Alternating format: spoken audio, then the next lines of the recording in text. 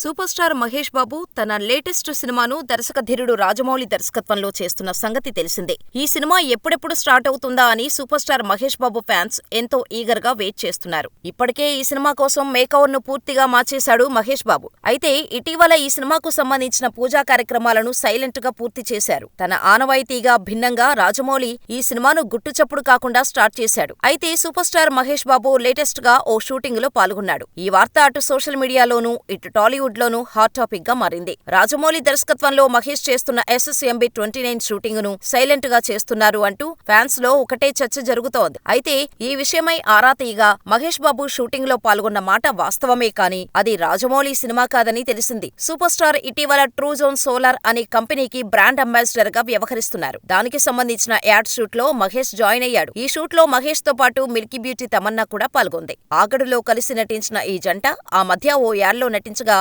తాజాగా solar add లో కలిసి నటించారు. అంతేకాని రాజమౌళి సినిమా షూటింగ్ విషయంలో మాత్రం క్లారిటీ లేదు. మరి జక్కన్న ఎప్పుడు గుడ్ న్యూస్ చెబుతాడో చూడాలి.